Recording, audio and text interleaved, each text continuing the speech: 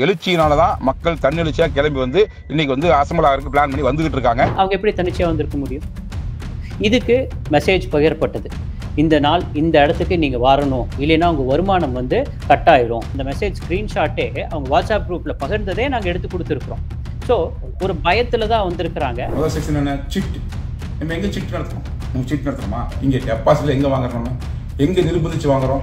எங்க ஆசை காட்டி மோசம் பண்றோம்? அந்த சட்டத்தோட பேர்ல ஒரே ஒரு வார்த்தை எடுத்துக்கிறாரு, சிட் அப்படிங்கறத எடுத்துக்கிட்டு நான் என்ன சிட்டா நடத்திட்டு இருக்கேன், டெபாசிட்ங்கிறத எடுத்துக்கிட்டு நான் வந்து டெபாசிட்டே வாங்கல, நான் வந்து உங்களுக்கு பொருள் கொடுத்துருக்கேன். இது பாமர மக்களுக்கு பார்க்கும்போது அடே அவர் கரெக்டாக தான் சொல்றாரு அப்படின்னு. இன்னைக்கு கோவிட் அப்படிங்கிற விஷயம் உலகத்தையே ஆட்டி படைச்சு இன்னைக்கு எத்தனையோ பேருக்கு கொண்டு போயிடுச்சு. நாம நல்லா இருக்கணுங்கிறதுக்காக தான் நம்ம ஒரு நல்ல நோக்கத்துக்காக என்ன பண்ணிருக்கோம்னா, ஃபியூச்சர்ல எல்லா வசதி வரும்போது அணுவிற்கு தெம்பாகட்டுங்கிறதுக்காக என்ன பண்றோம்னா ஒரு படைப்பு. கொரோனா டைம்ல அப்பவே நம்ம மக்கள் வந்து காசு கொடுத்து இம்யூனிட்டிக்காக 1 லட்சம் ரூபா 2 லட்சம் ரூபா செலவு பண்ணி எல்லாம் மாத்திரை வாங்கல.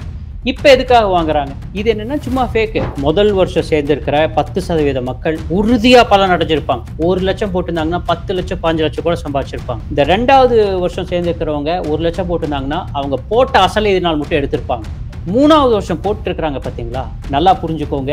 இந்த கடைசியா அந்த ஒரு 30 லட்சம் பேர் போட்டிருப்பாங்க பாத்தீங்களாங்க பணம், அவங்கள வந்து காப்பாற்றவே முடியாது.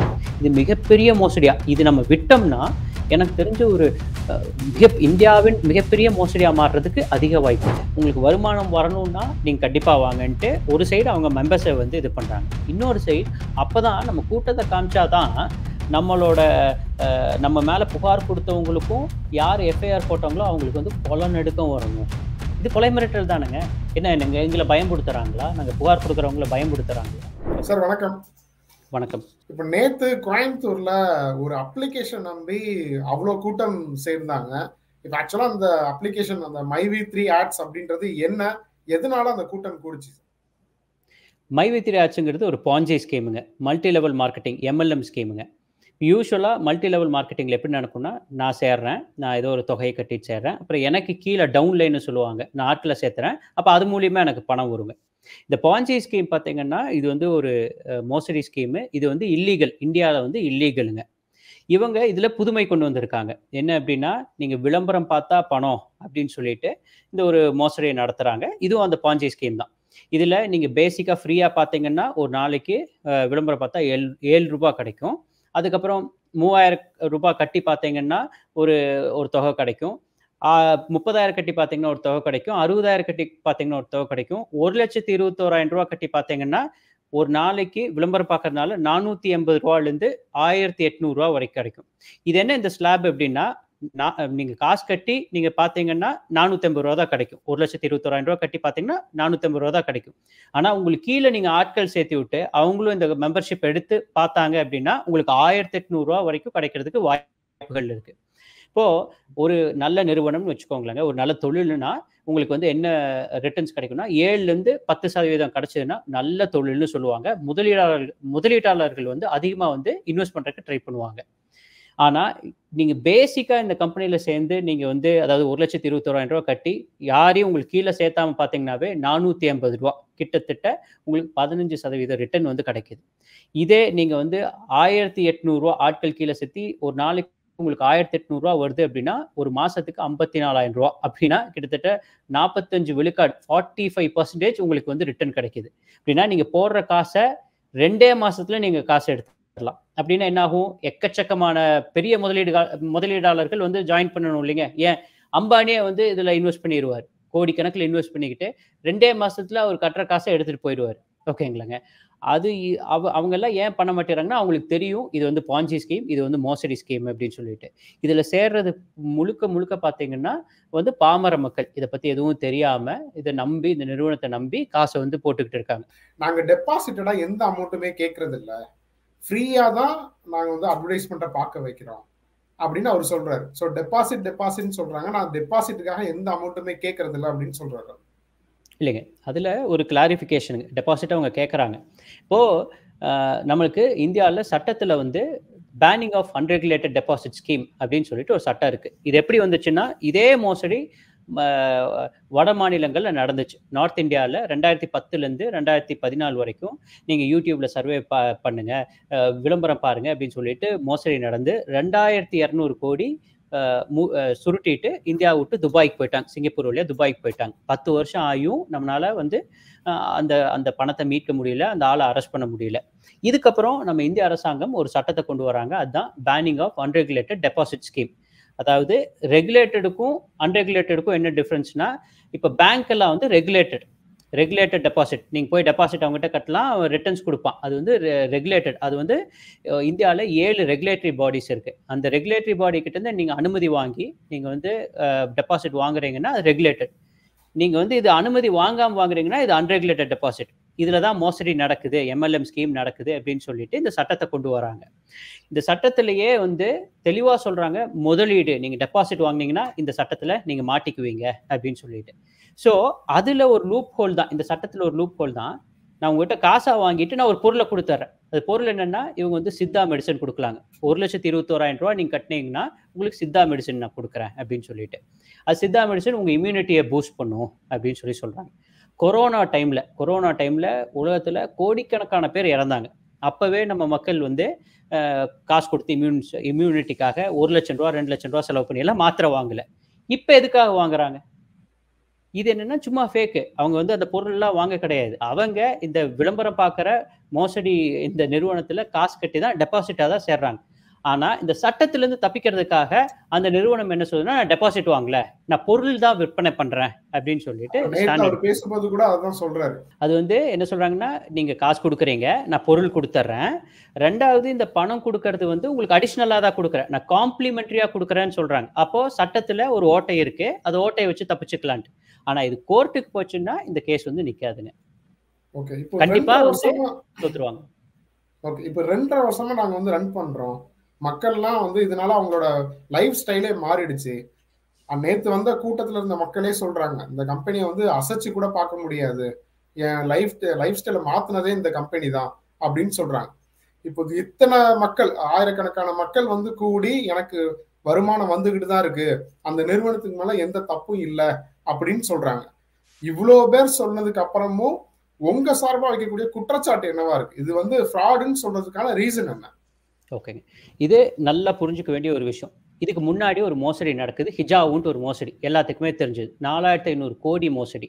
அதில் பார்த்தீங்கன்னா 2019 அந்த கம்பெனி தொடங்குறான். ஆனால் அவன் மூடிட்டு போனது பார்த்தீங்கன்னா 2022. அவன் மூடிட்டு வெளிநாட்டுக்கு போனதுக்கப்புறம் எஃப்ஐஆர் போடப்பட்டது 2022. அப்போ 19, 20, 21, 22 4 வருஷம் இருந்திருக்கு. இந்த 4 வருஷத்துல ஏன் யாருமே புகார் கொடுக்கலைன்னா அவன் காசு கொடுத்துட்டு இருப்பான். இது வந்து ஒரு கூலிங் பீரியட்னு சொல்லுவாங்க இந்த மோசடியில். அப்போ வந்து நான் இப்போ நீங்கள் கம்பெனி தொடங்குறீங்க, 2 நாளில் உங்களுக்கு 2,000 கோடி 5,000 கோடி இன்வெஸ்ட்மெண்ட் வந்துடாது. அப்போ நான் மக்களை வந்து இந்த இன்வெஸ்ட்மெண்ட் இந்த இடத்துக்கு வரணும் அப்படின்னா நான் மக்களை நம்ப வைக்கணும்னா அவங்களுக்கு ஒரு ஆசை வார்த்தை காமிச்சு நான் காசு கொடுக்குற மாதிரி இந்த 4 வருஷமும் நான் வந்து நடத்திக்கிட்டே இருப்பேன். அதில் இப்போ ஒரு 1000 பேர் இருக்காங்கன்னா ஒரு 800 பேருக்கு மட்டும் காசு கொடுக்குறேன், 200 பேருக்கு நான் காசு கொடுக்கல அப்படின்னா கண்டிப்பாக அந்த 200 பேர் போய் புகார் கொடுத்து உடனடியாக அந்த ஸ்கேம் மோசடி வந்து நின்றும். அதனால என்ன பண்ணுவாங்கன்னா, இந்த 4 வருஷம் அவன் இழுத்து மூடிட்டு போற வரைக்கும் யாரெல்லாம் அந்த நிறுவனத்தில் இருக்காங்களோ அவங்களுக்கு காசு கொடுத்துக்கிட்டே தான் இருப்பான். ஆனா அவன் இப்போ முதல் வருஷம் சேர்றவங்க பார்த்தீங்கன்னா ஒரு 10,000 பேர் சேருவாங்க, 2வது வருஷம் பார்த்தீங்கன்னா ஒரு 5 லட்சம் பேர் சேருவாங்க, 3வது வருஷம் தான் வந்து அதிகப்படியான மக்கள் சேருவாங்க. இந்த மாதிரி வந்து ஏன்னா இந்த 10,000 பேர் வந்து போய் வெளியே சொல்லி 5 லட்சம் பேர் 2வது வருஷம் சேர்ந்திருப்பாங்க. இந்த 5 லட்சம் பேர் போய் வெளியே சொல்லி 3வது வருஷம் பார்த்தீங்கன்னா 50 லட்சம் பேர் சேர்ந்திருப்பாங்க. ஸோ 3வது வருஷம் மூடிட்டு போகும்போது பெருசா பாதிக்கப்படுறது இந்த முதல் வருஷமோ 2வது வருஷமோ சேர்ந்தவங்க கிடையாது, 3வது வருஷம் சேர்ந்தவங்க தான். இந்த நிறுவனத்துல 50 லட்சம் பேர் இருக்கிறாங்கன்னு சொல்றாங்க. அதுல 1% 50,000 பேர். கரெக்டுங்களா? அதுல 0.1%, அதாவது இந்த கம்பெனியில் இருக்கிற 0.1% தான் நேற்று வந்திருக்கிறாங்க. 5,000 பேர் தான் வந்திருக்காங்க. இந்த 5,000 பேர் யாருன்னா முதல் அந்த கம்பெனி சேரும்போது, கம்பெனி தொடங்கும் போது சேர்ந்திருப்பாங்க பார்த்தீங்களா, அவங்க தான் வந்திருக்காங்க. அவங்க பார்த்தீங்கன்னா 1 லட்சம் ரூபா கட்டி இந்த நிறுவனத்துக்கிட்ட இருந்து இப்போ இந்த 2.5 வருஷத்துல 10 லட்சம் 15 லட்சம் சம்பாதிச்சிருப்பாங்க. சில பேர் பார்த்தீங்கன்னா 3,000 பேர்த்த சேர்த்திருப்பாங்க, 4,000 பேர்த்த சேர்த்திருப்பாங்க. அப்படியெல்லாம் அவங்களுக்கு கீழே அத்தனை பேர் சேர்ந்தனால இவங்க வந்து சம்பாதிச்சிருப்பாங்க. இவங்க கிட்ட இவன் வந்து எஃப்ஐஆர் போடப்பட்டோன்னே என்ன சொல்றாங்க அப்படின்னா, நாங்க வந்து எஃப்ஐஆர் போட்டோம்னா பதட்டப்பட்டாங்க. நாங்க வந்து இந்த எஃப்ஐஆரை வந்து ரிவோக் பண்ணணும், நீங்க எல்லாரும் ஒன்று சேர்ந்து வாங்க அப்படின்னு சொல்லிட்டு வாட்ஸ்அப்ல மெசேஜ் அனுப்புறாங்க. உங்களுக்கு வருமானம் கண்டிப்பா திரும்பவும் வரணும் அப்படின்னா நீங்க வாங்க நீங்க வரலைன்னா உங்களுக்கு வருமானம் நின்றும் அப்படின்னு. இந்த கம்பெனிக்காக வர கிடையாது. என் வருமானம் நின்றக்கூடாதுன்னு சொல்லிட்டு அந்த முதல் வருஷம் சேர்ந்திருப்பாங்க பார்த்தீங்களா, அவங்க தான் வந்து இந்த கூட்டத்துக்கு வந்திருந்தாங்க. அதுல ஒரு லேடி கூட பேசும்போது சொல்லுவாங்க, ரூ. 54,000 நான் மாசம் மாசம் சம்பாதிக்கிறேன். இவங்க என்ன சொல்றாங்க, ரூ. 480 தான் நீங்க ரூ. 1,21,000 கட்டி பார்த்தாலும் ₹480 தான் கிடைக்கும் ஒரு நாளைக்கு அப்படிங்கிறாங்க. அப்படின்னா கிட்டத்தட்ட ஒரு 12,000 13,000. ஆனா இந்த அம்மா 54,000 பேர் வாங்குறாங்கன்னா அவங்களுக்கு கீழே எத்தனை பேர் இருப்பாங்கன்னு யோசிச்சு பாருங்க. அவங்க முழுசா நம்புறாங்க, ஓ நம்ம சம்பாதிச்சிருக்கோம்ட்டு. ஆனா கிடையாது. உங்களுக்கு கீழே சேர்றவங்களோட காசை எடுத்து உங்களுக்கு கொடுத்துக்கிட்டு இருக்கிறாங்க. இவ்வளவுதான் நடந்துச்சு. இல்ல இப்ப நீங்க சொல்றீங்க மக்கள்லாம் வந்து பயத்துல வந்தாங்க, நம்ம வர வருமானம் வந்து நின்றுமோன்ற அச்சத்துல வந்திருக்காங்க, போட்ட முதலீடு போயிடுமோன்ற அச்சத்துல வந்திருக்காங்க. ஆனா அவரு பேசும்போது அவரோட சேனல் அந்த மை3 ஆர்ட்ஸோட நிறுவனர்னு சொல்லக்கூடிய அவங்க போடுற வீடியோல இதெல்லாம் தன்னெழுச்சியா வந்திருக்காங்க, எல்லாருமே வந்து நிறுவனத்துக்கு ஆதரவா இருக்காங்க, தன்னெழுச்சியா வந்திருக்காங்க அப்படின்னு சொல்றாரு. ஓகேங்க. இப்போ அவங்க தன்னெழுச்சியா வந்திருக்காங்க அப்படின்னு அவங்க சொல்றாங்க அப்படின்னா, இப்போ நான் வந்து இங்க இங்க நான் ஒரு நிறுவனத்துல இருக்கிறேன். அந்த நிறுவனத்தை மோசடி நிறுவனம் சொல்றாங்க. அது பொய் அப்படின்னா நான் என்ன பண்ணுவேன்? நான் புகார் கொடுக்கணும்னா எங்க ஊர்ல கலெக்டர்கிட்ட போய் கொடுக்கலாம், கமிஷனர்கிட்ட போய் கொடுக்கலாம், இல்ல டிஆர்ஓட்ட போய் கொடுக்கலாம், இல்ல சேல்ஸ் ஆக்ட்ல போய் கொடுக்கலாம், இல்ல ஒரு காவல் நிலையத்துல போய் கொடுக்கலாம். அது மாதிரி கொடுக்கலாம். இது எப்படி எல்லா ஊர்ல இருக்கிறவங்களும் கரெக்டா ஒரே இடத்துக்கு வருவாங்க, அதாவது எல்என்டிக்கு வருவாங்க. ஆனா வந்து தன்னிச்சையா வராங்கன்னா எப்படி வருவாங்க? இது வந்து ஏற்கனவே அரேஞ்ச் பண்ணது. இப்போ ஒரு கூட்டம் நடக்குது. இப்போ அரசியல் கூட்டமே வச்சுக்கோங்க. அரசியல் கூட்டம் ஒரு இடத்துல சேலம்ல நடக்குது, இல்ல கோயம்புத்தூர்ல நடக்குது அப்படின்னா, நாங்க என்ன பண்ணுவோம்னா, இது கூட்டத்தை முதல் பர்மிஷன் வாங்கி, இத பத்தி எல்லாத்துக்கிட்டையும் எல்லா ஊர்லயும் எல்லாத்துக்கிட்டையும் சொல்லி, இங்க வந்துருங்கன்னு பல நாட்களா சொல்லி தான் வந்து சேருவாங்க. அப்போ இவங்க அத்தனை பேரும் எல்என்டில வந்திருக்காங்கன்னா, அவங்க எப்படி தன்னிச்சையா வந்திருக்க முடியும்? இதுக்கு மெசேஜ் பகிரப்பட்டது. இந்த நாள் இந்த இடத்துக்கு நீங்க வரணும், கண்டிப்பா வரணும், இல்லைன்னா உங்க வருமானம் வந்து கட் ஆயிடும், நாங்க ரெஜிஸ்ட்ரி வச்சிருக்கிறோம், நீங்க கிரவுன் மெம்பர்ஸ் அத்தனை பேர் வரணும், அவங்க கிட்ட நாங்க வந்து அன்னைக்கு அட்டெண்டன்ஸ் எடுப்போம், அப்படி இல்லைன்னா உங்களோட கிரவுன் மெம்பர்ஷிப் கட் பண்ணப்படும் அப்படின்னு சொல்லிட்டு அந்த மெசேஜ் எல்லாம் கூட நாங்க போலீஸ்க்கு, கலெக்டருக்கு, இன்டெலிஜென்ஸுக்கு எல்லாத்துக்குமே நாங்க வந்து தகவல் கொடுத்துருக்கிறோம். அந்த மெசேஜ் ஸ்கிரீன்ஷாட்டே அவங்க வாட்ஸ்அப் குரூப்ல பகிர்ந்ததே நாங்க எடுத்து கொடுத்துருக்கிறோம். ஸோ ஒரு பயத்துல தான் வந்திருக்கிறாங்க. ஆனா அந்த பயத்தை வெளியே சொல்லிட முடியாது. இப்போ நான் வந்து இல்லை இந்த பயத்துல வந்துட்டு அவங்களுக்கு வருமானம் வராது அப்படிங்கறக்காக தான் அந்த பயத்துல இந்த த்ரெட்டனிங்ல தான் வந்து சேர்ந்திருக்கிறாங்க. இப்போ ரொம்ப சிம்பிளான ஒரு விஷயம் தான். ஒரு நீங்க சொல்ற உங்களோட கூற்றுப்படி பார்த்தா ஒரு மோசடி பண்ணக்கூடிய ஒரு நிறுவனம்னு ஒரு முத்திரையை குத்துறீங்க. அந்த நிறுவனத்துக்கு இவ்வளோ பில்டப், இல்ல இவ்வளோ மக்கள் கூட்டம், இவ்வளோ பெரிய இதை பத்தி விவாதிக்கக்கூடிய விஷயங்கள், எல்லா செய்திலையும் வரக்கூடிய மாதிரியான ஒரு தோற்றம், இதெல்லாம் எதனால பண்றாங்க? இதோட பின்னணி யார் இருக்கா? என்ன உண்மையிலேயே வந்து ஒரு நபர் தான் இருக்காரா? இது ஒரு நபர் இருப்பாரா அப்படிங்கிறது ஒரு மிகப்பெரிய கேள்விக்குறி. ஓகேங்களா? இந்த எம்டி பேசுறத வச்சு பார்க்கும்போது இதெல்லாம் வந்து எனக்கு மிகப்பெரிய கேள்விகள் எழுது. அதாவது இந்த அளவுக்கு அவருக்கு நாலேஜ் இருக்குமா? ஏன்னா அந்த சாஃப்ட்வேர் டிசைன் பண்றதுக்கு மிகப்பெரிய நாலேஜ் வேணும். நாங்க எப்படி பார்க்குறோம்னா, இதுக்கு பின்னாடி வேற யாரோ ஒரு பெரிய மாஃபியா இருக்குது. மாஃபியா வந்து ஒவ்வொரு ஊர்லயும் போய் இந்த மாதிரி கொள்ளையடிச்சுக்கிட்டு அவங்க வந்து போயிருவாங்க. அந்த மாதிரி ஒரு மாஃபியா இருக்குது. அவங்க தான் இது பண்றாங்க. இவங்க எல்லாம் வந்து வெறும் ஒரு பப்பட்ஸ் மாதிரி. இவங்க வந்து பேச்சாளர்களா இருப்பாங்க. இவங்க வந்து நல்லா பேசுறாங்க. நீங்க வந்து நேத்தே பார்த்து பேசுனீங்க அப்படின்னா, வாழ வைத்து வாழ். இது வந்து இயற்கையோட கம்பெனி. இது இறைவனோட கம்பெனி. இறைவனோட அருள் நமக்கு இருக்கு. இயற்கையோட அருள் நம்ம கிட்ட இருக்கு. இது உங்க கம்பெனி. இது தன்னோட கம்பெனின்னு சொல்லல, இது உங்க கம்பெனி அப்படி இப்படின்னு சொல்லிட்டு பேச்சு வந்து அந்த அளவுக்கு பேசுறாங்க. மத்தபடி இப்போ ஃபேக்ட் வந்து பேச மாட்டேறாங்க. இந்த நிறுவனம் இப்போ 50 லட்சம் பேர் இருக்குதுன்னு சொல்றாங்க. இப்போ இந்த மாதிரி ஒரு பொய் வருது. நாங்க வந்து புகார் கொடுத்தது நாங்க தான். புகார் கொடுக்கறது நாங்க ஜனநாயக ரீதியா புகார் கொடுக்குறோம். நாங்க போய் இந்த கம்பெனி முன்னாடி சண்டை போட கிடையாது. போய் ஜனநாயக ரீதியா கலெக்டர் கிட்ட, கமிஷனர் கிட்ட புகார் கொடுக்குறோம். அவங்களும் இதை விசாரிச்சுக்கிட்டு அவங்க வந்து நடவடிக்கை எடுக்கிறாங்க. சுவமோட்டோவா போலீஸே வந்து சுவமோட்டோவா அவங்களே வந்து கேஸ் போடுறாங்க.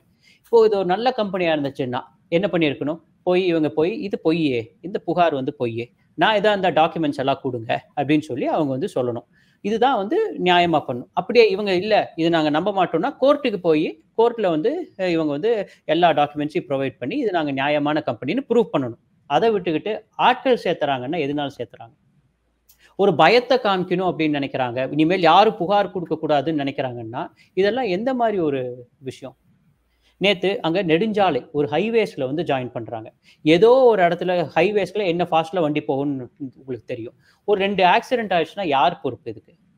இல்ல இது மோசடி நிறுவனம்னா, இனி ஒரு மோசடி செய்யறவங்க எல்லாம் எஃப்ஐஆர் போட்டா நான் கூட்டத்தை சேர்த்து நான் வந்து எஃப்ஐஆரை உடைக்க முடியும் அப்படின்னு நினைச்சேன்னா நம்ம நாடா இருக்குமா? இப்போ உங்க மேலேயே ஒரு வழக்கு நான் போடுறேன். நான் வந்து கூட்டம் சேர்த்தி ஒரு 5000 பேரை சேர்த்தி நான் வந்து எஃப்ஐஆர் தூக்குறேன் அப்படின்னா, விஜய் மல்லையாலாம் வந்து இங்கிலாந்துல இருந்து இங்க வந்தோன்னே, விஜய் மல்லையாட்ட இருக்கிற காசுக்கு ஒரு 2,00,000 பேர்த்த கூட்டம் சேர்த்த முடியுமா? முடியாதுங்களா? சேர்த்தி என்னோட எஃப்ஐஆர் ரிவோக் பண்ணிருங்க. நம்ம சிஸ்டம் என்ன ஆகுறது? நம்ம சட்டம் என்ன ஆகுறதுங்க? இதெல்லாம் தான் தவறுன்னு சொல்றோம். இப்ப இந்த எஃப்ஐஆர் சொல்றீங்களா, இப்போ நீங்க தான் நீங்க கொடுத்த அழுத்தத்தினாலதான் எஃப்ஐஆர் பதிவு செய்யப்பட்டிருக்கு அப்படின்றத அவர் சொல்றாரு. உண்மையிலே அப்படிதான் பதிவு செய்யப்பட்டதா? பாருங்க, இப்போ இவர் சொல்றது 9 மாசமா நான் எஃப்ஐஆர் கொடுத்துக்கிட்டு இருக்கிறேன் அப்படின்னு சொல்றாங்க. அது தவறு. நான் செப்டம்பர் மாசம் 9ஆம் தேதியிலேருந்து புகார் கொடுத்துக்கிட்டு இருக்கேன். நான் வந்து ரெஜிஸ்டர் இப்போ ஒரு புகார் கொடுக்குறேன் அப்படின்னா, கலெக்டர்கிட்ட புகார் கொடுக்குறேன்னா, அன்னைக்கே ரெஜிஸ்டர் போஸ்ட்டும் பண்ணிடுவேன். அதை அன்னைக்கே ஃபேஸ்புக்லேயும் நான் போடுவேன், சோஷியல் மீடியாலையும் நான் போடுவேன், இந்த மாதிரி புகார் கொடுத்துருக்கோம் அப்படின்னு சொல்லிட்டு. அப்போ எங்ககிட்ட ப்ராப்பரா ரெஜிஸ்டர் பண்ண ரெக்கார்டு இருக்குது. அந்த ரெக்கார்டில் பார்த்தீங்கன்னா நாங்கள் 9வது மாசத்துலேருந்து கொடுக்குறோம். இவர் என்ன சொல்றாரு, நான் டாக்குமெண்ட்ஸ் எல்லாம் கொடுத்துட்டேன், 3 மாசத்துக்கு முன்னாடியே இங்க இருக்கிற ஒரு அதிகாரிகிட்ட நான் போய் டாக்குமெண்ட்ஸ் எல்லாம் கொடுத்துட்டேன் அப்படின்னு. இது நார்மல் எஃப்ஐஆர் கிடையாது, அதாவது நார்மல் வழக்கு கிடையாது. நான் வந்து நீங்க வந்து என்னை அடிச்சிடுறீங்க, இங்க பாருங்க தழும்பு இருக்கு, இது வந்து இதுக்கு எஃப்ஐஆர் போடணும் அப்படிங்கிற கேஸ் கிடையாது. இது வந்து ஒரு ஒயிட் காலர் அஃபென்ஸ். இந்த ஒயிட் காலர் அஃபென்ஸ்ல இப்போ நான் உங்க நிறுவனத்து மேல புகார் கொடுக்குறேன்னா உங்களை கூப்பிடுவாங்க, இந்த டாக்குமெண்ட்ஸ் எல்லாம் நீ கொடு, இதெல்லாம் நான் வெரிஃபை பண்றேன் அப்படின்னு சொல்லிட்டு அதெல்லாம் வெரிஃபை பண்ணுவாங்க. ஒவ்வொரு டிபார்ட்மெண்ட் கிட்டையும் வாங்கி, இப்போ இவங்க கிட்ட என்ன ஸ்டேட்மெண்ட் கொண்டு வான்னு சொல்லி ஸ்டேட்மெண்ட்ஸ் வாங்குவாங்க. இதை ஜிஎஸ்டி கூட கிராஸ் வெரிஃபை பண்ணுவாங்க. இவங்க என்ன சொல்றாங்க, நான் பொருள் வித்திருக்கேன், எனக்கு விளம்பரம் வருது, இது இந்த காசை தான் தூக்கி மகளிர்கிட்ட கொடுக்குறேன், இதை ஜிஎஸ்டி அவங்களோட ரிட்டர்ன்ஸ் கூட 2.5 வருஷத்தோட ரிட்டர்ன்ஸ் கூட செக் பண்ணுவாங்க. இதெல்லாம் பார்த்து தான் வந்து ஒரு எஃப்ஐஆரே போடுவாங்க. இதுக்கு ஒரு பீரியட் ஆயிரும், ஒரு 3 மாசம் ஆயிரும். அது நடந்து தான் இந்த என்கொயரி எல்லாம் முடிச்சு தான் இப்போ வந்து சிசிபி வந்து கேஸ் போட்டிருக்கிறாங்க. இதை வந்து அவர் பொய்யா திரிக்கிறாரு. அதுல எஃப்ஐஆர்ல என்ன சொல்றாங்கன்னா 2 பிரிவுகள், அதாவது 2 சட்டத்தின் கீழே பிரிவுகள் விளக்குறாங்க. அவர் என்ன சொல்றாரு அப்படின்னா, சிட்டுன்னு மென்ஷன் பண்ணிருக்காங்க, அந்த கேஸ் கொடுத்திருக்காங்க, நம்ம என்ன சிட் ஃபண்ட்ஸா நடத்துறோம் அப்படின்னு கேக்குறாரு. இன்னொன்னு அன்ரிலேட்டட் ஃபண்ட்ஸ் அப்படின்னு சொல்றாங்க. எப்படி நம்ம வந்து டெபாசிட்டே கேட்கறது இல்ல, நமக்கு சம்பந்தமே இல்லாத செக்ஷனுக்கு கீழே இதை வந்து வழக்கு போட்டிருக்காங்க அப்படின்ற மாதிரி சொல்லியிருக்காரு. ஆமாங்க. இதுல என்ன சொல்றாருன்னா, முதல் சட்டம் என்ன சொல்றதுன்னா, prize chit and money circulation act. அதுல இவங்க என்ன வழக்கு போட்டிருக்காங்க, என்ன பிரிவு போட்டிருக்காங்கன்னா, இவங்க மணி சர்க்குலேஷன் பண்றாங்க. அதாவது நான் முதல்ல இருக்கிறேன், நான் கம்பெனியில சேர்ந்துறேன், 1,21,000 ரூபா கட்டி எனக்கு கீழே 10 பேர்த்த சேர்த்துறேன். அந்த கீழே இருக்கிற காசை எடுத்து தான் இவங்களுக்கு மக்களுக்கு கொடுத்துட்டு இருக்காங்க, திரும்ப திரும்ப சர்க்குலேட் பண்ணிட்டு இருக்காங்க, ஒரு வியாபாரம் நடக்க மாட்டேது அப்படின்னு சொல்லிட்டு அந்த மணி சர்க்குலேஷன் ஆக்ட்ல இவங்க போட்டிருக்கிறாங்க. இவர் என்ன சொல்றாரு, எஃப்ஐஆர் எக்ஸ்பிளைன் பண்ணும்போது அந்த சட்டத்தோட பேர்ல ஒரே ஒரு வார்த்தை எடுத்துக்கிறாரு, சிட் அப்படிங்கறத எடுத்துக்கிட்டு நான் என்ன சிட்டா நடத்திட்டு இருக்கேன் அப்படின்னு. இது பாமர மக்களுக்கு பார்க்கும்போது அடே அவர் கரெக்டா தான் சொல்றாரு அப்படின்னு. Prize chit and money circulation ஆக்ட்ல சிட்டுக்கிற வார்த்தை மட்டும் எடுத்துக்கிட்டு நான் என்ன சிட்டு நடத்திட்டு இருக்கேனா, எனக்கு இந்த சட்டமே வந்து செல்லுபடி ஆகாது அப்படின்ட்டு அது சொல்லிட்டார். அடுத்து பேனிங் ஆஃப் அன்ரெகுலேட்டட் டெபாசிட் ஸ்கீம் ஆக்ட்ல டெபாசிட்ங்கிறத எடுத்துக்கிட்டு நான் வந்து டெபாசிட்டே வாங்கல, நான் வந்து உங்ககிட்ட பொருள் வந்து வாங்கி நான் வந்து உங்களுக்கு பொருள் கொடுத்துருக்கிறேன், நான் வந்து வியாபாரம் தான் பண்ணியிருக்கிறேன் அப்படின்னு சொல்லிட்டு அதுக்காக தான் அந்த பொருள் கொடுக்கறதே. யாரும் அந்த பொருளுக்காக அந்த 1,21,000 ரூபா கட்டல, ஆனா இவர் வந்து அப்படி எடுத்துக்கிறாரு. இதை நம்ம அனுமதிச்சோம்னா கோர்ட் வந்து இது டெஃபினட்டா அனுமதிக்காது. இது அனுமதிச்சோம்னா நாளைக்கு வந்து ஒருத்தர் சீப்பு விற்கிறேன் அப்படின்னு சொல்லிட்டு ஒரு காசு வாங்குவான், அப்ப அந்த காசுக்கு நான் சீப்பு கொடுத்துட்டேனே அப்படின்னு சொல்லிடுவாங்க. அதெல்லாம் வந்து சாத்தியமே இல்லாது. அதனால இது கோர்ட்ல போயிடுச்சுன்னா கோர்ட் உடனடியா இது வந்து நீ பண்ணது தப்பு, இது வந்து கண்டிப்பா பட்ஸ் ஆக்ட் கீழே தான் வரும் அப்படின்னு நம்ம சட்டமும் அதை தெளிவா சொல்லுது. அதாவது இந்த வெனிலா ப்ராடக்ட், ஏதோ ஒரு ப்ராடக்ட் வந்து நான் விற்கிறேன்னு சொல்லிட்டு எல்லாம் பண்ணி அந்த ப்ராடக்ட்டுக்கு சம்பந்தமே இல்லாத காசை வாங்கி இருந்தாங்க அப்படின்னா இது வந்து மணி சர்க்குலேஷன் தான். இது பட்ஸ் ஆக்ட், இந்த பேனிங் ஆஃப் அன்ரெகுலேட்டட் டெபாசிட் ஸ்கீம்ல வருது, உடனடியா வழக்கு பதிவு செய்யுங்க அப்படின்னு சொல்றாங்க. உங்கள் எல்லாத்துக்கும் டவுட் இருந்ததுன்னா ஆர்பிஐயோட பேஜ், அஃபீஷியல் பேஜுக்கு போங்க. அதில் 2014-15 இதை தெளிவாக எக்ஸ்பிளைன் பண்ணியிருக்காங்க. இந்த மாதிரி இது வந்து இந்த சட்டத்துக்கு கீழே வரும், இப்படி பொருள் விற்கிறதெல்லாம் வந்து நாங்கள் ஏற்றுக்க மாட்டோம் அப்படின்னு சொல்லியிருக்காங்க. இதை தடுக்கிறதுக்காக யூஸ்வலாக ஒரு மோசடியில் நடக்கும்போது என்ன பண்ணால் அவன் மூடிட்டு போயிடுவான், அப்புறம் மக்கள் வந்து போராடுவாங்க, அதுக்கப்புறம் எஃப்ஐஆர் போடுவாங்க. அது மாதிரி இல்லாமல் இது தடுக்கிறதுக்காக இது நடக்கும்போதே வந்து போலீஸ் வந்து நடவடிக்கை எடுத்து எஃப்ஐஆர் போட்டிருக்காங்க. இது நம்ம வரவேற்கிறோம். இது வந்து இதுதான் ஃபியூச்சர். நம்ம இந்த மோசடிகளை தடுக்கணும்னா ப்ரிவென்டிவ் ஆங்கிள் தான் போகணும், அது போலீஸ் பண்றது நாங்க வரவேற்கிறோம். இல்ல இப்போ நேத்து கூட்டம் கூடியிருக்காங்க, கூட்டம் கலைஞ்சிருக்காங்க, இதுக்கப்புறம் அடுத்த கட்டமா என்ன, இதுல முதலீடு பண்ணிருக்கிறவங்களோட நிலைமை என்ன ஆகும் அப்படின்ற ஒரு அச்சம் வருது இல்லையா? இப்ப நீங்க சொல்ற கூற்றுப்படி இது வந்து ஒரு மோசடி பண்ணக்கூடிய ஒரு விஷயம் அப்படின்னும் போது இதை நம்பி இருக்கிறவங்களோட வாழ்வாதாரம் எப்படி பாதிக்கப்படும்? நிறைய பேர் 6 லட்சம்லாம் டெபாசிட் போட்டுக்கிறதா நேற்று சில செய்தி சேனல்களை பேட்டியை கொடுத்துருக்காங்க. ஸோ அவங்களோட நிலம்லாம் என்ன ஆகும் அப்படின்ற மாதிரியான ஒரு அச்சம் வருது இல்லையா? சப்போஸ் இது ஃப்ராடு நிரூபிக்கப்பட்டாலுமே அந்த அமௌண்ட்லாம் எப்படி அவங்களுக்கு கிடைக்கும்? இப்பதான் நாங்க வந்து இதை சொல்றோம். ஏன் ப்ரிவென்டிவ் ஆங்கிள் எடுக்கிறோம் அப்படின்னா, அப்பதான் அக்கௌண்ட்ஸை ஃப்ரீஸ் பண்ண முடியும். இப்போ வெளிநாட்டுக்கு எடுத்துட்டு போயிட்டாங்க, அந்த பணத்தை எல்லாம் எடுத்துட்டு போயிட்டாங்கன்னா எஃப்ஐஆர் போட்டுக்கிட்டே இப்போ எப்படிங்க நான் சொன்னேன்ல, அந்த 7 ரிங்ஸு ஸ்பீக் ஏஷியாலாம் 2200 கோடி எடுத்துட்டு துபாய்க்கு போயிட்டாங்க. இன்னைக்கு வரைக்கும் நம்மளால அந்த காசை ரிகவர் பண்ண முடியல, எதுவுமே பண்ண முடியல. பட் வேற அந்த குற்றவாளியை அவன் அக்கௌண்ட்ல கேஷ் வச்சிருக்கும் போது பிடிச்சோம்னா அதை ஃப்ரீஸ் பண்ணி எத்தனை பாதிக்கப்பட்ட மக்கள் இருக்காங்களோ அவங்களுக்கு கொடுக்க முடியும், திரும்ப கொடுக்க முடியும். பட் வேற இவங்க வெளிநாட்டுக்கு போயிட்டாங்கன்னா நம்மளால எதுவுமே கொடுக்க முடியாது. இன்னொன்று, இப்போ நம்ம இது நல்லா கொடுத்துட்டுக்கான்ட்டு 6 மாதம் நம்ம விட்டுட்டோம் அப்படின்னா ஒட்டு மொத்தமாக இப்போவாச்சும் 6 லட்சத்தில் ஏதோ கொஞ்சமாச்சும் கொடுக்க முடியுது அப்படின்னா அவன் வெளிநாட்டுக்கு போனதுக்கப்புறம் ஒரு பைசா வராது. ஸோ அதனால தான் ப்ரிவென்டிவ் ஆங்கிள் தான் ரொம்ப பெஸ்ட். அதுதான் ப்ரிவென்ஷன் இஸ் பெட்டர் தென் கியூர்னு சொல்கிறாங்க இல்லைங்க. தடுக்கிறது தான் வந்து இன்னும் நல்லது. குணப்படுத்துறதோட அந்த நோய் வராமல் தடுக்கிறது தான் ரொம்ப நல்லது. அதை தான் முயற்சி செஞ்சுட்டு இருக்கிறோம். ஓகே, இப்போ இது வரைக்கும் நம்ம பேசுனது வந்து இப்போ கரண்டா என்ன நடந்துகிட்டு இருக்கு, எஃப்ஐஆர் அது ரிலேட்டடா பேசணும். இப்போ வந்து இவ்வளோ டிரான்சாக்ஷன் நடக்குது. ஒரு நாளைக்கு ஒருத்தருக்கு 5 ரூபாய் கொடுக்குறாங்க அப்படின்னா 50 லட்சம் பேர் டவுன்லோட் பண்ணியிருக்காங்க அந்த ஆப் பண்ணும்போது அந்த அமௌண்ட்டே எகிருது. அப்படி இருக்கும்போது இந்த டிரான்சாக்ஷன்லாம் பேங்க்குக்கு ப்ரூஃப் இருக்கும், இதை கண்காணிக்கிறதுக்கான அந்த சம்மந்தப்பட்ட துறை இருக்கும், ஒரு குறிப்பிட்ட அமௌண்ட்டுக்கு அப்புறம் அதை கண்காணிக்கக்கூடிய விஷயங்களும் இருக்கு சட்ட ரீதியா. ஸோ இதெல்லாம் இருக்கும்போது அதை மீறி இதை நம்ம வந்து எப்படி மோசடி அப்படின்ற கேட்டகரிக்குள்ள எடுத்துட்டு போறோம்? இப்போ இந்த சட்டம் வரும்போது அருண் ஜேட்லி சார் வந்து 2014 பார்லிமெண்ட்ல பேசும்போது இந்த சட்டம் நம்ம கொண்டு வந்தாச்சு. பட் ஆனால் இதுலேயும் ஒரு லூப் ஹோல் இருக்கு. என்ன லூப் ஹோல்னா, இவங்க ஒரு ஜிஎஸ்டியில் பல ஜிஎஸ்டி கொண்டு வந்துருவாங்க. ஒரு ஜிஎஸ்டி இருந்துச்சுன்னா அந்த ஒரு அக்கௌண்ட்ல வந்து நம்ம காசு வந்து டிரான்சாக்ஷன் பண்ணோம்னா 100 கோடி தாண்டி போயிடுச்சுன்னா ஆர்பிஐக்கு வந்து ரிஃப்ளெக்ஷன் ஆயிரும். இது என்னன்னு பார்க்க ஆரம்பிச்சிருவாங்க. பட் வேற நீங்க பல ஜிஎஸ்டிகள், இந்த நிறுவனத்துக்கு பல ஜிஎஸ்டிகள், பல அக்கௌண்ட்டுகள் இருக்கும்போது 100 கோடி கீழேயே இவங்க மெயின்டைன் பண்ணிட்டு இருந்தாங்கன்னா கண்டுபிடிக்கவே முடியாது. இதை ஒரு 3 மாசத்துக்கு முன்னாடி நாங்கள் புகார் கொடுத்து ஒரு மாசத்துலயோ 2 மாசத்துலயோ வந்து டிசி சந்தேஷ் சார்ன்ட்டு இப்போ வந்து ராமநாதபுரத்துல எஸ்பியா போயிருக்காரு. அவர் தலைமையில வந்து இங்க சர்ச் பண்றாங்க. இவங்களோட ஆஃபீஸஸ் சர்ச் பண்ணிக்கிட்டு அவங்க சொன்ன தகவல் வந்து இது வந்து ஒரு மெக்கானிக் ஷெட் மாதிரி இருந்தது, ஒரு கம்ப்யூட்டர் கூட கிடையாது, எந்த ஒரு டேட்டாவுமே இல்லைன்னு சொல்றாங்க. அப்போ இந்த டேட்டாலாம் எங்க இருக்கு, எவ்வளவு காசு வந்திருக்குது? வெளிப்படையா சொல்றாருன்னா என்ன, திரும்ப திரும்ப திரும்ப திரும்ப என்ன சொல்றாரு, 50 லட்சம் பேர் சேர்ந்திருக்காங்க, இது மக்களின் நிறுவனம். அப்ப இவர் என்ன நியாயமான கம்பெனின்னு என்ன சொல்லணும்? இது நாள் வரைக்கும் அந்த 50 லட்சம் பேர்ல இத்தனை பேர் கிரவுண்ட் மெம்பர்ஷிப் எடுத்திருக்காங்க, இத்தனை பேர் இந்த மெம்பர்ஷிப் எடுத்திருக்காங்க, இதெல்லாம் சேர்த்து எங்க நிறுவனத்துக்கிட்ட 600 கோடி இருந்தது, 700 கோடி இருந்தது. இதுல மக்கள்கிட்ட நாங்க 500 கோடி கொடுத்துட்டோம், 200 கோடி எங்ககிட்ட பொருளா இருக்குது, இல்ல 200 கோடி எங்ககிட்ட காசா இருக்குது, இன்னும் இத்தனை பேருக்கு நாங்க கொடுப்போம் அப்படின்னு சொல்றது நியாயம். இப்போ ஒரு கோல்கேட் கம்பெனி வந்து பேஸ்ட் வித்துட்டான்னா நீங்க போய் அவங்களோட டேர்ன் ஓவர் பார்த்தீங்கன்னா எல்லாமே போட்டிருப்பான். போன வருஷம் இவ்வளோ காசு இவ்வளோ கோடிக்கு வித்துருக்கோம், இந்த வருஷம் இந்த இவ்வளோ கோடி கொடுத்துருக்கோம் எல்லாரும். இந்த எந்த டேட்டாவுமே ஏன் சொல்ல மாட்டேறாரு? ஏன் இவ்வளோ வேணாங்க, போன மாசம் இவ்வளோ கலெக்ஷன் ஆயிருக்குது, இவ்வளோ எனக்கு சேல் ஆயிருக்கு, இந்த காசை தான் உங்களுக்கு பகிர்ந்து கொடுக்க போறேன், இதை இத்தனை பேர்த்து கொடுக்குறேன் அப்படின்னு சொல்லிட்டு ஒரே ஒரு மாசத்தோட கணக்கை சொல்ல வேண்டியதானே நியாயமான ஆளா இருந்தா? ஏன் அதை சொல்ல மாட்டேறாரு? இப்ப இத்தனை ஜிஎஸ்டி இருக்குன்னு நீங்க சொல்றீங்களா, இது எந்த அடிப்படையில சொல்றீங்க? நீங்க இது ரிலேட்டடா ஒர்க் பண்ணிருக்கீங்களா? எத்தனை வருஷமா இதை ஃபாலோ பண்றீங்க? இல்ல எத்தனை வருஷம் இல்லைங்க, நாங்க 9வது மாசத்துல இருந்து ஃபாலோ பண்றோம்.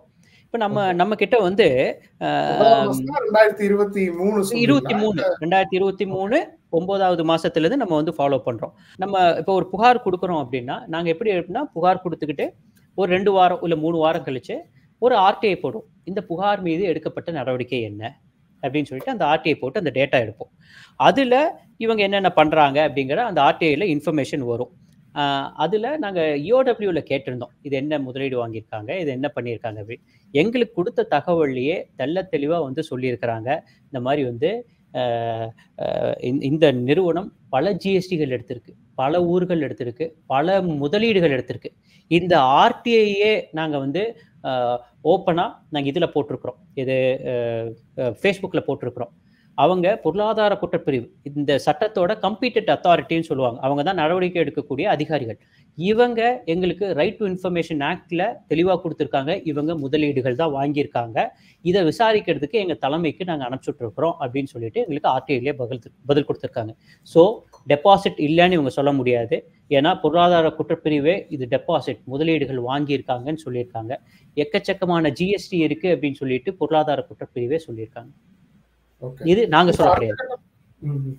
இப்போ இன்னொன்னு, இந்த ஆப்போட ஸ்ட்ரக்சர் எப்படி செயல்படுது? இப்போ நம்ம வந்து நார்மலா படத்துல பார்த்துருப்போம், என்னோட கார் வெளியில BMW நிக்குது, அதுக்கு காரணம் நான் வந்து இதை ஃபாலோ பண்ணது அப்படின்லாம் படத்துல காமிக்கிற மாதிரியான ஒரு மோஸ்ட்லி தானா இது? இது வாட்ஸ்அப்ல வைக்கிறாங்க, நான் இப்படி பண்ணிட்டேன், நான் இதுல இவ்வளோ சம்பாரிச்சிட்டேன் அப்படின்னு சொல்லிட்டு. அதெல்லாம் இல்லாமல் ஒவ்வொரு ஊருக்கும் கூட்டத்தை சேர்த்திடுறாங்க. கூட்டத்தை சேர்த்திட்டு சதுரங்க வேட்டையில் படத்தில் அந்த ஒரு பொண்ணு லேடி பேசுவாங்க தெரியுங்களா, நான் இவ்வளோ சம்பாரிச்சிருக்கேன், இவ்வளோ பண்ணியிருக்கேன் அப்படின்னு சொல்லிட்டு. பாமர மக்களுக்கு முதல் முறையாக கோட் சூட்டை போட்டுவிட்டு, அவங்க கோட் சூட் போடணும், நியாயமாக சம்பாதிக்கணும், அவங்க சந்தோஷமாக இருக்கணும், வீடு வாங்கணுங்கிறது எங்களோட ஆசை. ஆனால் அவங்களுக்கு போட்டு இந்த மாதிரி சொல்கிறாங்க, நாங்கள் இப்படி பண்ணியிருக்கோம், இவ்வளோ சம்பாதிச்சிருக்கோம், வாட்ஸ்அப்பில் மெசேஜ் வைங்க, என் வாழ்க்கை இப்படி மாறிடுச்சு அப்படின்னு தொடர்ந்து பேசும்போது உங்கள் கூட இருக்கிறவங்களுக்கு ஒரு ஒரு ஐடியா வருமா வராதுங்களா, அது சேரணும் அப்படின்னு சொல்லிட்டு. எப்படி சதுரங்க வேட்டையில் ஒரு கூட்டம் ஒரு ஹாலில் சேர்த்து பேச வைப்பாங்களே, அதே மாதிரி தான் இவங்க பல்வேறு மாவட்டங்களில் இந்த கூட்டத்தை நடத்தினாங்க. அதனால தான் இன்னைக்கு 50 லட்சம் பேர் சேர்ந்திருக்காங்க. இப்போ நம்ம வந்து அந்த ஒரு நபர் தான் இது எல்லாத்துக்குமே பண்றதா? இதோட ஸ்ட்ரக்சர் எப்படி இருக்குன்னு நான் கேட்கிறேன். அதுதான் மிகப்பெரிய கேள்விக்குறி. இது புகார் கொடுக்கறவங்க எங்கனால இந்த ஆக்ஷன் எடுக்கவே முடியாது. இந்த பணம் எங்க போகுது, யார்கிட்ட போகுது, இந்த டேட்டா, இவங்களோட ஆப்போட சர்வர் எங்க இருக்குது? சர்வர் இந்தியாவில் இல்லைன்னு சொல்றாங்க. இந்த சர்வர் எங்க இருக்குது? இந்த ஆப்பை கிரியேட் பண்ணது யார் வந்து உட்கார்ந்து அந்த ஆப்பை கிரியேட் பண்ணும்போது அந்த ஆட்கள் யாரு? இந்த மாதிரி பல கேள்விகள் இருக்கு. இந்த அக்கௌண்ட் எங்க மெயின்டைன் ஆகுது, எத்தனை அக்கௌண்ட் மெயின்டைன் ஆகுது, இங்க இன்னும் எவ்வளோ சொத்துக்கள் வாங்கி போட்டிருக்கிறாங்க, எங்க எவ்வளோ வெளிநாட்டுக்கு போயிருக்கு, இதுக்கு பின்னாடி இருக்கிறதெல்லாம் இதெல்லாம் விசாரிக்கிறது தான் பொருளாதார குற்றப்பிரிவு. இது எஃப்ஐஆர் போட்டு கோர்ட்டுக்கு போனாதான் இந்த உண்மைகள் எல்லாம், இந்த என்கொயரியில தான் இந்த உண்மைகள்லாம் வரும். அதுக்காக தான் நாங்கள் நடவடிக்கை எடுக்கிறோம். இவங்க ஜனநாயக ரீதியாக இவங்க நியாயமான கம்பெனியாக இருந்தால் என்ன பண்ணியிருக்கணும், நேராக என்ன இந்த டாக்குமெண்ட்ஸ் தானே, இந்த டாக்குமெண்ட்ஸ் எல்லாம் கொடுத்துட்றேன். ஜிஎஸ்டி இன்னைக்கு நான் எடுக்கலாம், நீங்கள் எடுக்கலாம். உங்களுக்கு தெரியும் 4000 ரூபா 5000 ரூபா கொடுத்தா ஜிஎஸ்டி எடுக்க முடியுங்களா, எடுக்க முடியாதுங்களா? ஒரே நாளில் எடுத்துடலாம். நான் ஜிஎஸ்டி காமிச்சிட்டேன் அப்படிங்கிறது டாக்குமெண்ட் கிடையாது. இல்லை பல்வேறு டாக்குமெண்ட்ஸ் இவங்க வந்து காமிக்கணும், ஸ்டேட்மெண்ட்ஸ் காமிக்கணும். ஸ்டேட்மெண்ட்ஸை இவங்க மேட்ச் பண்ணுற மாதிரி, ஓகே இத்தனை பேர் எனக்கு வீடியோ கொடுத்துருக்குறாங்க, நம்ம 50 வருஷத்துக்கு முன்னாடி கிடையாது. உங்களுக்கு இப்போ விளம்பரம் கொடுத்துருக்காங்கன்னா, நான் இப்போ எடுத்துக்காட்டு நான் உங்களுக்கு விளம்பரம் கொடுக்குறேன். உங்களுக்கு விளம்பரம் கொடுக்குறேன்னா நான் என் ஜிஎஸ்டியில் காமிச்சிருப்பேன், நீங்கள் உங்கள் ஜிஎஸ்டியில் காமிச்சிருப்பீங்க. மந்த் நம்ம ஒவ்வொரு மாதம் ரிட்டர்ன் பண்ணும்போது நம்ம காமிச்சிருப்போம். இல்லை பொருட்களை இவங்க வாங்கியிருக்காங்கன்னா என்ன இன்புட் வந்திருக்கு, என்ன வந்து நம்ம சேல்ஸ் காமிச்சிருப்போம், என்ன லாபம், அதில் என்ன நான் ஜிஎஸ்டி கட்டியிருக்கேன், இது எல்லாமே மந்த் அண்ட் மந்த் நம்ம கட்டியிருக்கணும் இல்லைங்க. அதெல்லாம் இவங்க காமிச்சாங்கன்னா ப்ரூஃப். இதெல்லாம் எதுவுமே இல்லைன்னு என்ன அர்த்தம்? இப்போ அது அந்த ஆப்புக்குள்ள ஓடுற விளம்பரங்களுமே வந்து இந்த மைவித்ரி ஆட்ஸ் ரிலேட்டடா, அவங்க கொடுக்கக்கூடிய அந்த ப்ராடக்ட் ரிலேட்டடான ஆட்ஸ் தான் ப்ளே ஆகுதா? ஆமாங்க. இப்போ என்னன்னா, பொருள் ஒரு 6 மாசத்துக்கு முன்னாடி நாங்கள் பொருள் 85 பொருள் கொண்டு வந்துட்டோம், அதோட ஆட்ஸ் தான் வந்து காமிக்கிறோம் அப்படிங்கிறாங்க. அப்போ 2.5 வருஷமா நடக்குதுன்னா 6 மாசத்துக்கு முன்னாடி தான் பொருள் வந்து இன்ட்ரடியூஸ் பண்ணியிருக்காங்கன்னா, அப்போ அந்த முதல் 2 வருஷம் எப்படி காசு கொடுத்தாங்க? அந்த கேள்வி எழுது இல்லைங்க. அப்ப இந்த 6 மாசமா தான் பொருள் நீங்க கேட்டு இப்ப நீங்க முறையிட்டு உங்க புகார் தரப்பு எதிர் தரப்புல இருந்து எந்த வித ஆதாரமும் கொடுக்கப்படலையா? நாங்க புகார் தரப்பு கிட்ட, அதாவது நாங்க வந்து அந்த நிறுவனத்துக்கிட்ட பேச வேண்டிய அவசியமே கிடையாது. நாங்க வந்து எங்களுக்கு அதிகாரிகள் தான் முக்கியம். நாங்க வந்து புகார அதிகாரிகள் கொடுக்கணும், அதிகாரிகள் தான் இதை விசாரிக்கணும். எங்களுக்கும் அவங்களுக்கும் கான்டாக்டே இருக்கக்கூடாது. நாங்க அதிகாரிகள் கிட்ட கொடுப்போம், அதிகாரிகள் இதை விசாரிக்கணும். அவங்க விசாரிச்சு அவங்க சந்தேகம் வந்ததுனால தான் இப்போ வந்து அவங்க சோமோட்டோவா கேஸ் எடுத்து எஃப்ஐஆர் ஃபைல் பண்ணியிருக்கிறாங்க. ஃபைல் பண்ண உடனே அவங்களுக்கு ஒரு பயம் வந்துருச்சு. என்னடா இது, இந்த ஒரு மோசடினா நம்ம மூடிட்டு எஸ்கேப் ஆகும், அப்புறம் தான் எஃப்ஐஆர் ஃபைல் ஆகும். இதென்ன முதல் முறையாக இப்போ எஃப்ஐஆர் ஃபைல் ஆயிடுச்சுன்னு அவங்க பயம் வந்துருச்சு. அப்போ இந்த எஃப்ஐஆர் கேன்சல் ஆகணும். ஏன்னா கோர்ட்டுக்கோ இல்லை இந்த டாக்குமெண்ட்ஸோ கொடுத்தா கண்டிப்பாக மாட்டிக்குவாங்க. இல்லை டைம் பை பண்ணணும், ஏதோ ஒரு காரணத்துக்காக இந்த நேரத்தை இழுக்கணும். இது 2 தான். ஒன்று, இவங்க வந்து என்ன பண்ணுறாங்க, இவங்க வந்து நம்ம கூட்டம் கூட்டி நம்ம வந்து ஊன்னு சொன்னோம்னா எஃப்ஐஆர் வந்து ரிவோக் பண்ணிடுவாங்க. இல்லை டைம் பை பண்ணணும், ஏதோ ஒரு காரணத்துக்காக இவங்க டைம் பை பண்ணாங்கன்னா இவங்க காசை வந்து வெளிநாட்டுக்கு கொண்டு போகிறதுக்கோ இல்லை எங்கேயாச்சும் கொண்டு போகிறதுக்கோ இல்லை யார்கிட்டயோ கொடுக்கறதுக்கோ ஒரு டைம் வேணும். இந்த 2க்காக மட்டும்தான் இப்போ இந்த கூட்டம் சேர்த்துறது இதெல்லாம் நடந்துகிட்டு இருக்கு. அப்படி இல்லைன்னா நியாயமான கம்பெனினா ஜனநாயக ரீதியாக கோர்ட்டில் சந்திக்க வேண்டியதானே, ஏன் கோர்ட்டில் போக மாட்டேறாங்க? இதுவரைக்கும் இப்போ நீங்க கொடுத்த புகார் தவிர்த்து இதுவரைக்கும் எந்த புகாருமே பதிவாகலையா அந்த நிறுவனம் மேல? எப்படி அதுதாங்க நான் திரும்ப சொல்றது, ஹிஜாபு மோசடி நடந்துச்சு, முதல் 4 வருஷம் எந்த புகாரும் வராது.